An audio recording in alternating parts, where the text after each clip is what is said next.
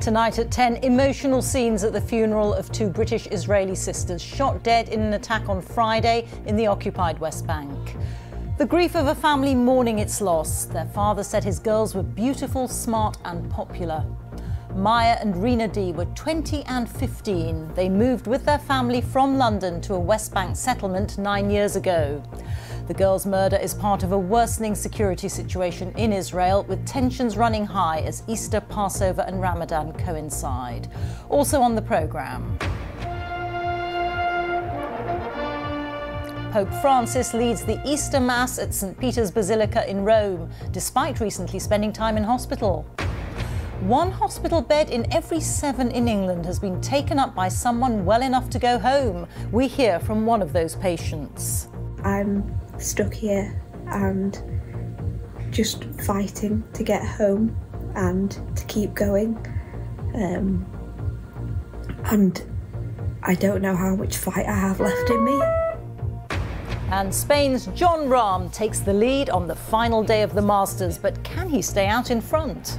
There you go. He's got one.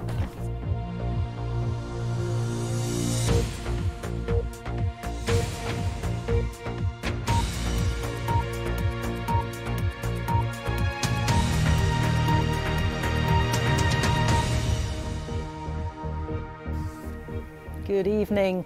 The funeral of two British-Israeli sisters shot dead in the occupied West Bank on Friday has taken place. Maya and Rina D, who were 20 and 15, were killed when their car was attacked in the north of the Jordan Valley. Their mother is in a critical condition. The family moved from London 9 years ago to live in the West Bank. The attack on them happened on the same day as a group of tourists were rammed by a car in Tel Aviv amid heightened tensions between Israelis and Palestinians. Lucy Williamson reports. They brought in the bodies, so slight for the weight of grief.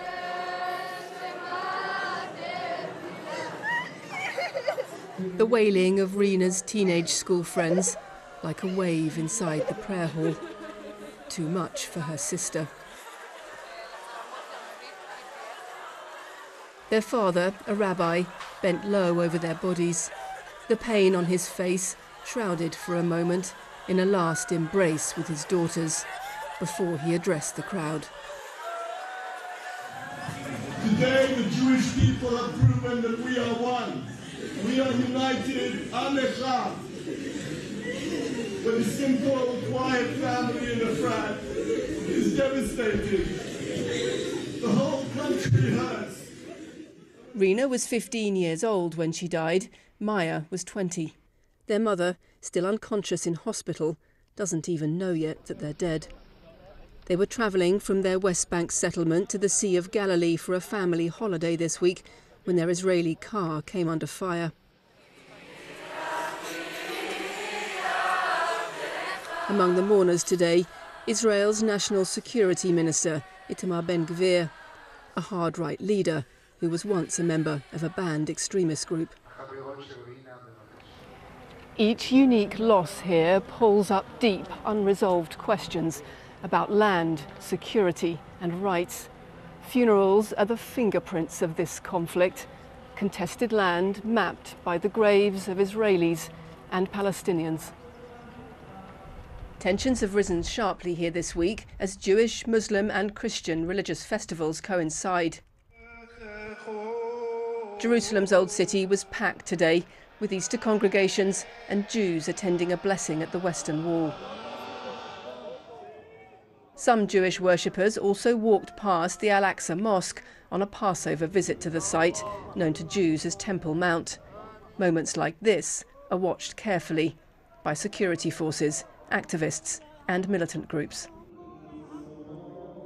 The behaviour of Israeli police here this week triggered anger in the region. Today, the compound has remained peaceful. Beyond it, tensions remain high. Lucy Williamson, BBC News, Jerusalem. Pope Francis has led the Easter Sunday Mass at St. Peter's Basilica in the Vatican. He expressed his deep concern about the escalating tensions between Israelis and Palestinians and called for an end to the war in Ukraine. Here, the Archbishop of Canterbury, Justin Welby, also used his Easter sermon to reflect on conflicts around the world. From Vatican City, our religion editor Alim Makboul reports. From the early hours, they streamed into St. Peter's Square for Easter Mass. People had come from all over the world, but just days ago there had been doubts about whether the Pope would be well enough to take part in events at all. Some here told of their relief when he appeared, but there was still nervousness as to how strong he really was after his bout of bronchitis. Once the service got underway, Pope Francis seemed untroubled. But it was once the Mass was over that he appeared most relaxed. Though for the first time he'd missed one event on Good Friday, he'd now successfully negotiated the rest of the toughest week in his calendar. Well, there have been moments in the week during services when the Pope has seemed a little breathless, a little weak even. But every time he's been in the crowds and interacted with people, he's really appeared to be much more energized. He looked in really good health. You know, the crowd, I'm sure, were encouraging him along, but he looked very healthy, you know, happy, and doing his job very well. But it was great to see him in fine spirits. I was very worried when he was in hospital, and I kept informed because he's so special.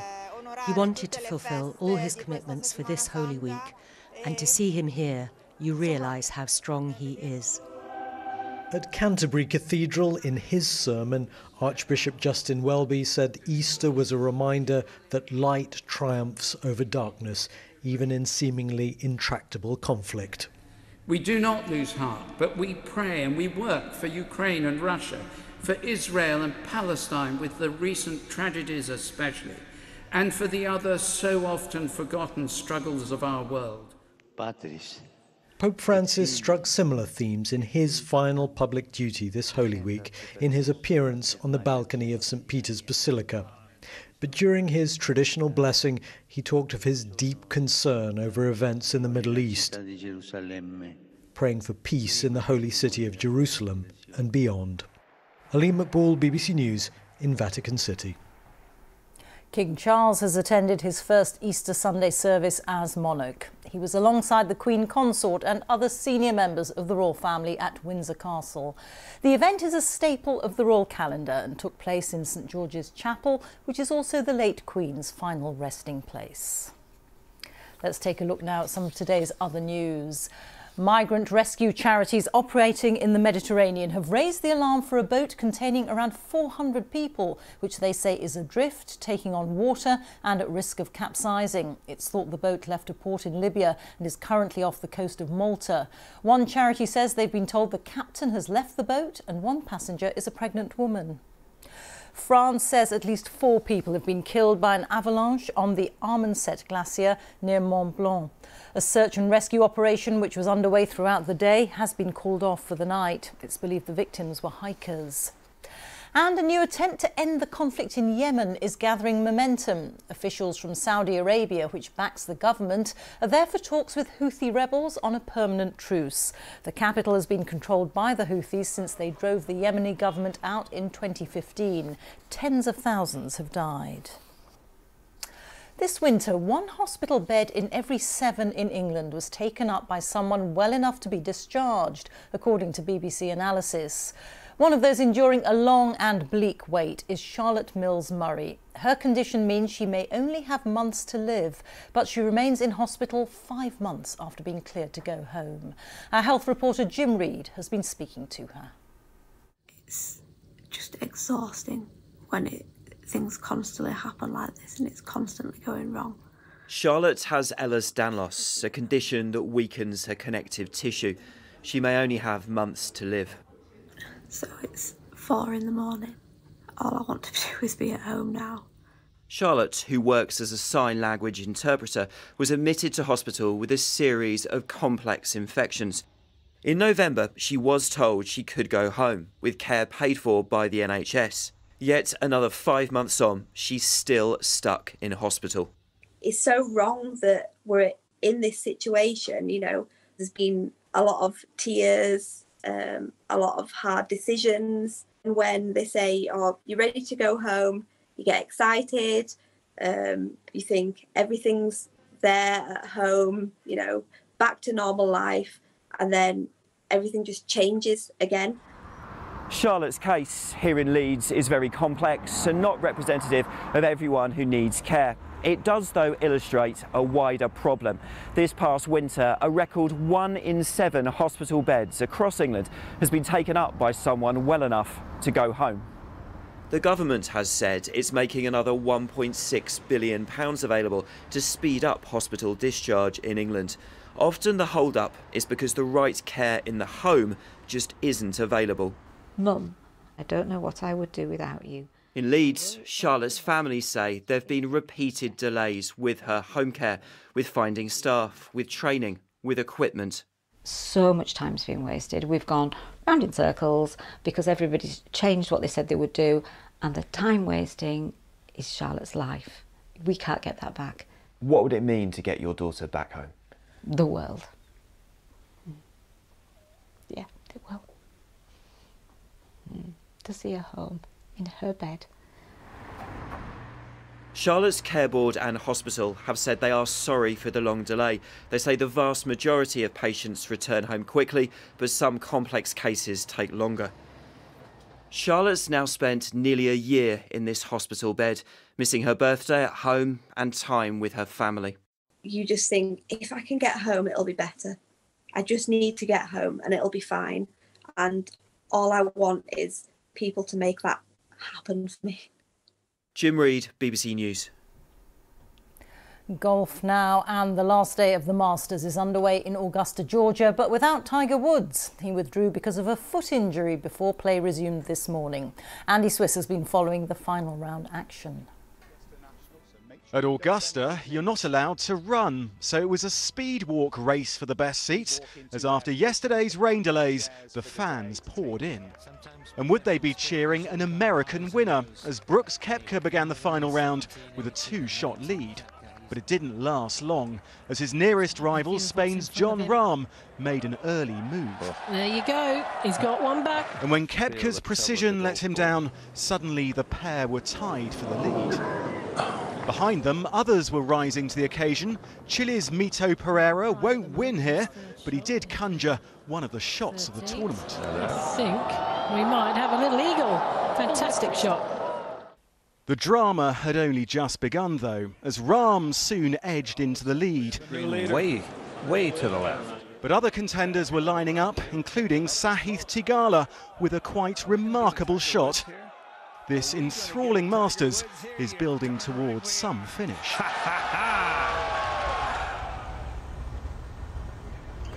Well, the leaders are now halfway through their final rounds, and the latest I can tell you is that Jon Rahm still heads the field. He's 2 shots clear of Brooks Koepka and Jordan Spieth, who is having a real late surge. One man who definitely won't be winning, though, is Tiger Woods. He withdrew from the tournament this morning because of a foot injury, but the weather is finally set fair, and we should be in for some drama over the next couple of hours, Rita. Many thanks. Andy Swiss reporting there. Time for a look at the weather here. Here's Matt Taylor. Matt. Hi Rita. Well, the sun came out for the Masters, and it certainly came out for some of you today. And what it did, it made for a warm Easter Sunday. 17 degrees in central London today, where the clouds sat in place though. What a contrast. Just 7 in Aberdeen. We're even the temperatures out through this week, but not as much sunshine, and there'll be a bit more rain. Certainly tonight we'll see rain across most areas, spreading erratically eastward under these weather fronts, which will keep temperatures around 5 to 7 degrees. So a mild enough start tomorrow, but tomorrow morning, a thoroughly wet morning for much of central, southern, eastern England. Don't write your day off though, it will brighten up later. Elsewhere, scattering of showers around, some of those heavy and thundery. Most prolonged and frequent showers, Northern England, Northern Ireland and the northwest of Scotland through the afternoon. Bit of a blustery afternoon too, especially across the south, and that will make it feel a touch cooler than today. But where you had that cloud in eastern Scotland, actually should feel a little bit warmer. Now into tomorrow night, the showers we do have, most will fade away. Some will keep going through the night. With some clearer skies around, lighter winds for a time, it will be a slightly chillier night and chillier start to Tuesday. But actually, Tuesday, probably one of the better of the days this week. A lot of fine weather to begin with, 1 or 2 isolated showers. If you're in the north and the east of the country, you may get away with a completely dry day. Only a few passing showers here or there, but to the south and the west, make the most of the morning because the afternoon's going to turn cloudier, wetter, windier. Gales into the southwest before the day is out, and for all, temperatures starting to drop away a little bit. And that puts us into the windiest spell of the week, Tuesday into Wednesday. Lots of rain through Tuesday night into Wednesday, a bout of strong to gale force winds. Then as this low pressure pushes eastwards, another bout of strong winds will push through into the west. So if you're under canvas or travelling, keep across the forecast. We could see some disruptive gusts of wind for the middle part of the week. Rita. Matt, thank you.